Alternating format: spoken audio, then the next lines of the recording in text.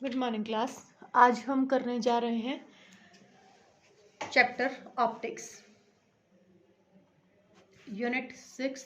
ये हमारी last unit है और इस यूनिट में आपके जो पुराने बुक्स हैं, पुराने बुक्स में से आपके रिफ्लेक्शन का जो चैप्टर था वो बहुत पुरानी बुक्स में 6B के नाम से था और नई बुक्स में वो 6A के नाम से है। तो वो पूरा का पूरा चैप्टर आपका ओमिट कर दिया गया है, रिफ्लेक्शन का पार्ट पूरा ओमिट कर दिया गया है। तो हम अब अगले चैप्टर से शुरू कर रहे हैं, that is called refraction. Refraction क्या होता है अपने पास? जब हमारे पास ट्रांसपेरेंट मीडिया होता है। रिफ्रैक्शन क्या है हमारे पास? जब हमारे पास ट्रांसपेरेंट मीडिया होता है और लाइट हमारे पास क्या करती है, एंटर कर जाए उस मीडिया में। तो अब जैसे मान लो कि जब आपने 10th क्लास में भी पढ़ा था कि हमारे पास रिफ्रैक्शन ऑफ लाइट क्या है, कि हमारे पास लाइट यहाँ से आई और ये नॉर्मल हो गया। तो हमारे पास दो पार्ट होते हैं इसमें, एक होता है हमारे पास रेरर और एक होता है हमारे पास डेंसर। तो रेरर टू डेंसर जब लाइट जाती है तो it bend towards the normal, और जब हमारे पास अब लाइट यहाँ डेंसर से कहाँ जा रही है, वापस रेरर में जा रही है, then it away from the normal. तो ये हमारे पास क्या है, फिनोमिना है किसका? रिफ्रैक्शन का। The phenomena of changing in the path of light when it goes from one medium to another medium. तो एक स्नेल्स लॉ ने ये हमें क्या कहा था, स्नेल्स लॉ पढ़ा था आपने 10th क्लास में भी, कि हमारे पास ये हो गया एंगल ऑफ इंसिडेंट, ये हो गया एंगल ऑफ रिफ्रैक्शन। तो अपने पास रिफ्रैक्टिव इंडेक्स जो है, वो रिफ्रैक्टिव इंडेक्स हमारे पास किसके बराबर आएगा? Sine I by sine R का जो रेशियो होगा वो हमेशा क्या होगा? कांस्टेंट होगा, और इस कांस्टेंट को नाम दिया गया क्या? म्यू।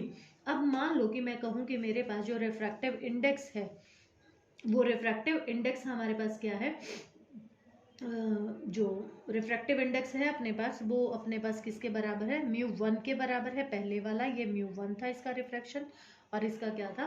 2 था।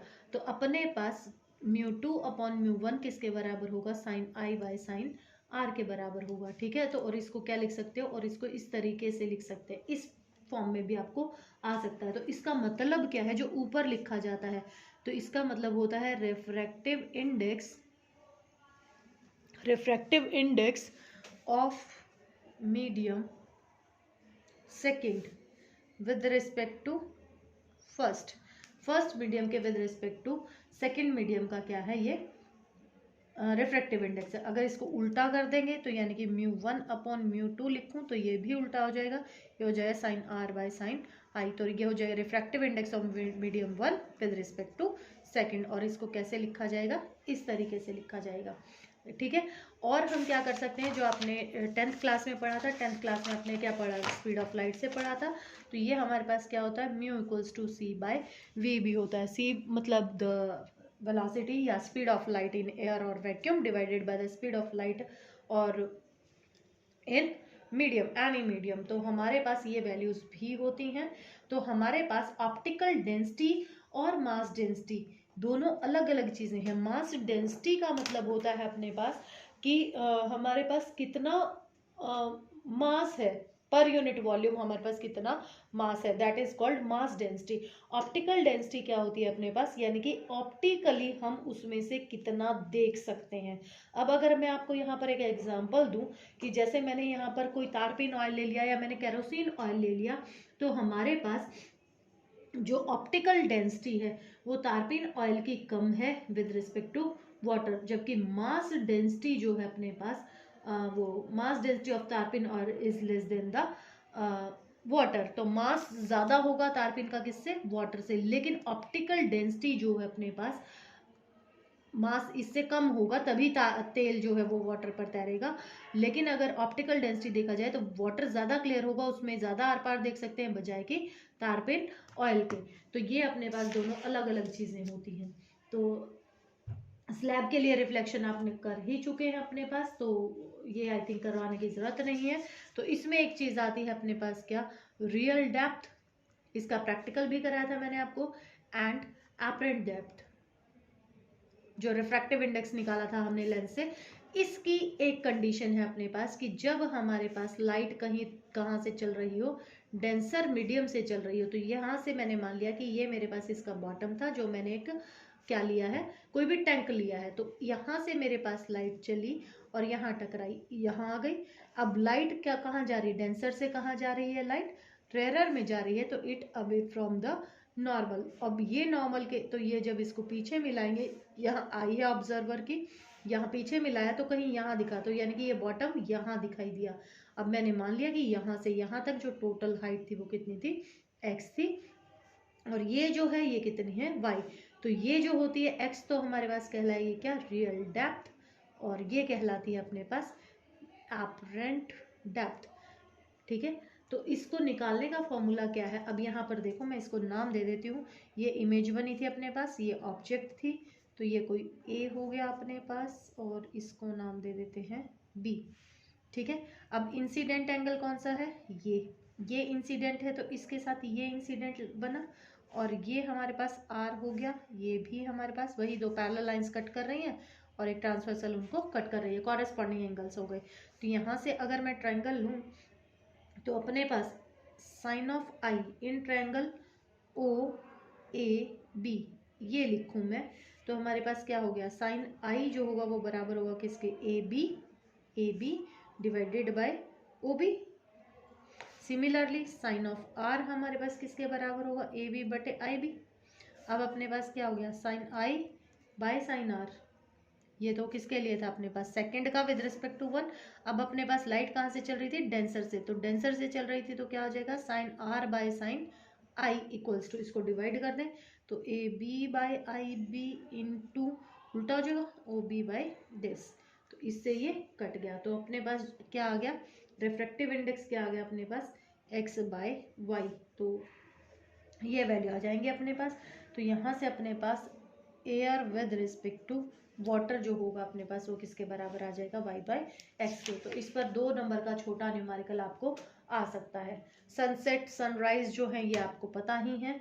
अब नेक्स्ट जो टॉपिक है इसमें वो है हमारे पास क्या, टोटल इंटरनल रिफ्लेक्शन। इसका भी नाम सुना हुआ है आपने।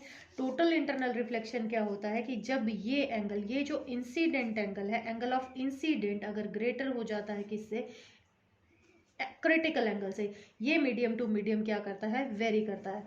इसकी पहली कंडीशन, टोटल इंटरनल रिफ्लेक्शन की पहली कंडीशन यही है कि हमारे पास लाइट हमेशा कहाँ से चलनी चाहिए, डेंसर से चलनी चाहिए। तो अपने पास यहाँ डेंसर से लाइट चली, तो अगर अपने पास क्या है, ये जो एंगल बना है, अगर ये angle I equals to C है तो ये इसके साथ साथ निकल जाएगा, और अगर I बड़ा हो गया C से तो ये वापस आ जाएगा, और ये जो फिनोमिना है that phenomena is called the total internal reflection. तो कैसे डिफाइन करेंगे इसको, total internal reflection is the phenomena of reflection of light into a denser medium from an interface of that denser medium and the rare medium, यानी कि वो वापस से ही वहां पर क्या आ जाता है, वापस आ जाता है। तो 2 इसेंशियल कंडीशंस हो गई इसमें अपने पास कि लाइट हमेशा ट्रेवल करे, पहले शुरू करे लाइट कहाँ से, डेंसर से रेयर की तरफ जाए, और दूसरा अपने पास ये कंडीशन होना मस्ट है that incident angle is greater than the critical angle. तो क्रिटिकल एंगल क्या हो गया अपने पास, for a pair of media in contact as the angle of incidence in the denser medium corresponding to which the angle of refraction in the rarer medium is 90 degree. तो अपने पास यहाँ पर ये जो है ये एंगल बड़ा हो जाता है, तो आई सी के बराबर और आर जो है वो किसके बराबर हो जाएगा, 90 के बराबर। तो स्नेल्स लॉ लगाकर भी इसकी क्या निकाल सकते हैं, वैल्यूज निकाल सकते हैं। इसके कुछ एक्सपेरिमेंटल जो अपने पास एप्लीकेशंस है, जैसे डायमंड की ब्रिलियंस बढ़ाने के लिए इसका यूज किया जाता है। मिराज हॉट समर डेज में आपको पानी नजर आता है। टोटल रिफ्लेक्टिंग ग्लास प्रिज्म्स बनाए जा सकते हैं जिसमें एंगल्स 90 डिग्री के बनाए जाएंगे। ऑप्टिकल फाइबर्स इस पर काम करती हैं कि अपने पास जैसे उसमें से लाइट गई और वो ऐसे इंटरनली रिफ्लेक्ट करके, जैसे ये फाइबर था तो इसमें ऐसे ऐसे ऐसे रिफ्लेक्ट करके और फिर यहाँ बाहर निकलती है। तो ये हमारे पास क्या थे, टोटल इंटरनल रिफ्लेक्शन के कुछ वैल्यूज थी। तो अब हम करेंगे रिफ्रैक्टिंग सरफेस। तो अपने पास इसमें 2 तरीके के रिफ्रैक्टिंग सरफेसेस हो सकते हैं, कनकेव भी हो सकता है और कॉन्वेक्स भी हो सकता है। तो इसमें 2 हैं आपके पास, इसमें से मैं आपको 2 करवाऊंगी, एक रियल के लिए एक वर्चुअल के लिए, बाकी आप खुद करेंगे। तो अब यहाँ पर देखिए सबके डायग्राम अलग अलग हैं। तो इसमें आपके पास क्या है, रिफ्रैक्शन। अब यहाँ पर 2 चीजें होंगी अपने पास, एक रेरर से rarer to denser medium at a convex spherical refracting surface. तो अपने पास यहाँ पर हम क्या कर रहे हैं कि हमारे पास ये रिफ्रैक्टिंग सरफेस हो गया, ये मेरे पास क्या हो गया, कॉनकेव बना दिया मैंने, कॉन्वेक्स बना दिया सॉरी। तो इसके लिए अपने पास वही रियल इमेज बनेगी और क्या बनेगी, वर्चुअल बनेगी। तो यहाँ से ये प्रिंसिपल एक्सिस हो गया हमारे पास, और इस पर अपने पास यहाँ मैंने मान लिया कि ये मेरी ऑब्जेक्ट है, ऑब्जेक्ट से लाइट गई यहाँ पर। अब इसका सर्कल इधर पूरा होगा, तो इसका जो गुजरेगा सेंटर ऑफ कर्वेचर से वो यहाँ से गुजरेगा, इसको नाम दे दिया मैंने क्या है, सी। ठीक है, अब यहाँ से अब लाइट कैसे जानती है, ऐसे बेंड टूवर्ड्स द नॉर्मल, और ये लाइट कहीं यहाँ आकर मिली, तो यहाँ मेरे पास बन गई क्या, इमेज, रियल इमेज बन गई। तो ये ध्यान रखना है आपने, जो ऑब्जेक्ट के साथ एंगल बनेगा उसको अल्फा नाम देना है, जो इमेज के साथ बनेगा उसको बीटा, और जो सेंटर ऑफ कर्वेचर के साथ बनेगा उसको क्या नाम देना है, गामा। इस पॉइंट को मैंने नाम दे दिया ए, तो ये एंगल हो गया मेरे पास आई, और ये एंगल हो गया मेरे पास आर। ठीक है, अब इसको नाम और दे लेते हैं अपने पास, यहाँ से यहाँ तक अपने पास रेडियस ऑफ कर्वेचर, ये डिस्टेंस ऑफ इमेज, ये डिस्टेंस ऑफ ऑब्जेक्ट। ठीक है, ये इसका इधर बाहर का रिफ्रैक्टिव इंडेक्स μ1 और इसका रिफ्रैक्टिव इंडेक्स कितना हो गया, μ2। और अब मैं क्या करूँ, यहाँ से मैं एक यहाँ पर परपेंडिकुलर डाल दूँ, और इस परपेंडिकुलर को मैंने नाम दे दिया m। ठीक है, अब यहाँ पर मैं क्या करूँगी, ट्रायंगल्स लूँगी। तो देखो, इन ट्रायंगल IAC, तो यहाँ पर क्या आ गया, अपने को निकालना क्या है, sine I by sine R करना है हमने। ठीक है, तो ये करने के लिए अपने को I और R की वैल्यूज निकालनी है। तो इस ट्रायंगल से मैं क्या लिख सकती हूँ, R plus beta equals to किसके बराबर, गामा के बराबर। तो यहाँ से R की वैल्यू निकाल लूँ, तो R इज इक्वल टू क्या हो जाएगा अपने पास, गामा माइनस बीटा। तो ये वैल्यू आ गई अपने पास किसकी, R की। ठीक है, अब इन ट्रायंगल, अब कहाँ बन रहा है, आई चाहिए अपने को, तो ये वाला ट्रायंगल ले ले, इससे बन रहा है ये अपने पास। तो इन ट्रायंगल AOC, तो अपने पास क्या हो गया, alpha plus gamma equals to i. ठीक है, ये दोनों का ये एक्सटीरियर एंगल हो गया, तो इक्वेशन आ गई ये। अब अपने पास स्नेल्स लॉ लगाऊं, तो μ2 अपॉन μ1। ठीक है, और sine I by sine R।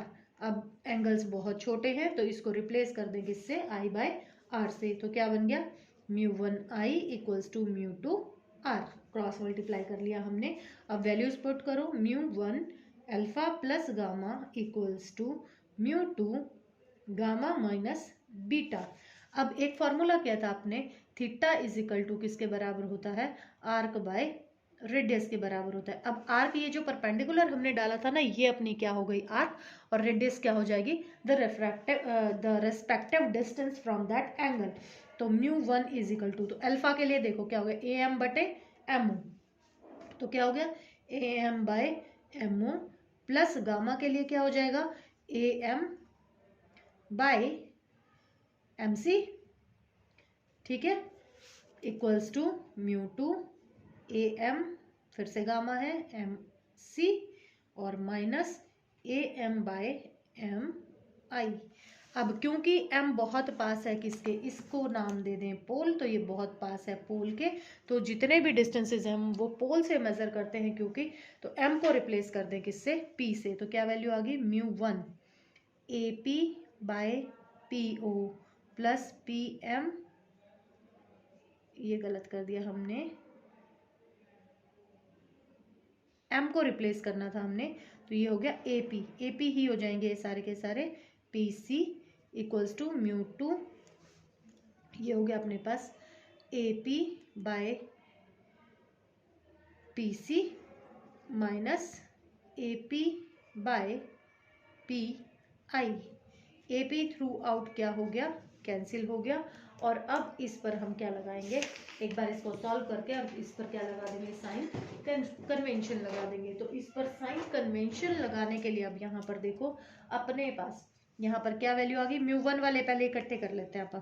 ठीक है, तो अपने पास क्या वैल्यू आ गई, μ1 अंदर मल्टीप्लाई कर लो, PO plus μ1 PC equals to μ2 PC minus μ2 PI। ठीक है, तो अपने पास इसको मैं इधर ले जाऊं और इसको कहाँ ले जाऊं, इधर ले जाऊं, क्योंकि पीसी वाले इकट्ठे कर लेंगे यहाँ पर। तो क्या वैल्यू आ गई अपने पास, μ1 PO माइनस ऑफ μ2, माइनस का था वहाँ पर, माइनस का था, इधर आके प्लस का हो जाएगा, प्लस PI इक्वल्स टू, यहाँ पर वैल्यू आ गई μ2 माइनस ऑफ V। अब इस पर क्या लगाएंगे, साइन कन्वेंशन। तो अपने पास डिस्टेंस ऑफ ऑब्जेक्ट हमेशा क्या होता है, नेगेटिव, तो ये तो हो गया u। रियल इमेज है तो कैसा होगा, पॉजिटिव, और इमेज रियल है तो उसी साइड पर ही अपने पास क्या होगा, r होगा, सेंटर होगा। तो ये लगाओ अब अपने पास, तो μ1 minus of u plus μ2 v equals to μ2 minus μ1 divided by r। तो ये फॉर्मूला आ गया जब अपने पास क्या होगा, ये रिक्वायर्ड रिलेशन है जब अपने पास लाइट क्या कर रही हो, फ्रॉम रेयर टू डेंसर जा रही हो। तो इसके लिए आगे सिर्फ और सिर्फ मैं अब इसके बाकी के सारे एज इट इज़ हैं, तो अगले वीडियो में हम इसके पांचों के डायग्राम डिस्कस करेंगे और बाकी डेरिवेशन जो है वो यही प्रोसेस में आपके रहेगी। ठीक है, तो ये आपको करना है और इससे नेक्स्ट वीडियो में हम आगे करेंगे।